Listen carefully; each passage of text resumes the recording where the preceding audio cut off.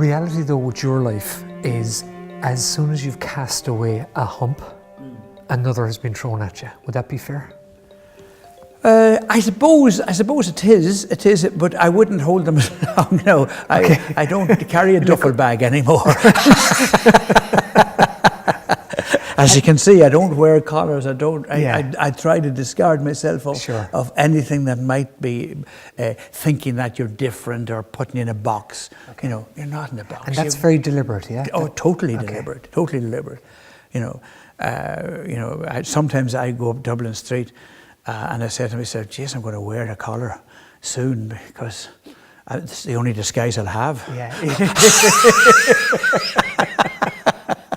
Because everybody just talks to you anyway. You know, you don't. What's this thing of wearing collars and stuff like that? You know. When you were there as a young man, leaving the house at 11 o'clock at night, going around to the dances, maybe 3 a night, 7 nights a week, and doing this for 20 years, and you know, first of all, did you see that as a ministry? Did you see it as part of your vocation?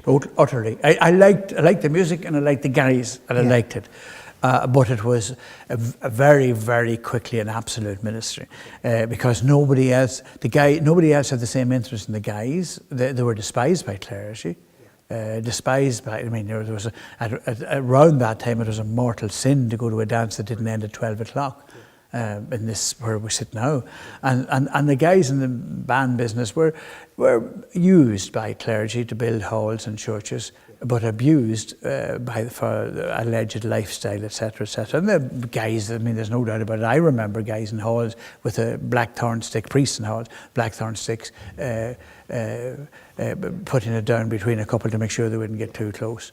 And it was a stupid. Our theology of sexuality is painfully inept and ungodly, totally ungodly.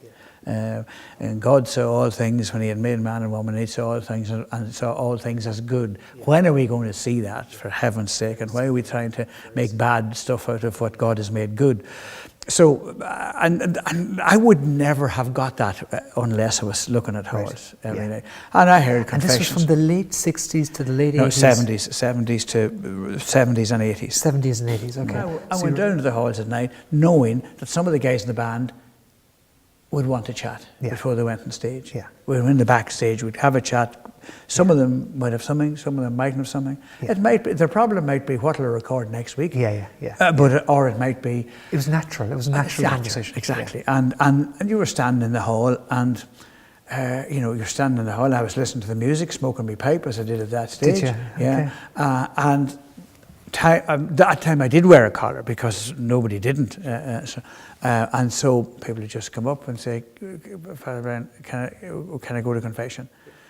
And so you'd go to a corner somewhere and you'd hear confession. And how would you label that ministry if you had to label it? Those 20 years? Just availability. Availability. I said it was an obvious ministry.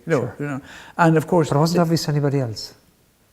No, it wasn't. Yes, it wasn't an obvious. No. But to me, it was an obvious ministry. So isn't that what we should be at? Looking for ministries that nobody else is doing and do them. And the world's a ministry. It wasn't very obvious to anybody. Still isn't. And is that so? The ministry, broadcasting media is a ministry. Communications, is a ministry. And would you say, Father Brian, that you've been over 40 years a member of NUJ, the Ministry of Communications has been a big part of your life. Is that a successful ministry in your view or not? I don't know. That's not for me to judge, to be honest. I firmly believe that if I went to God in the morning and he said, well, why should you come in here?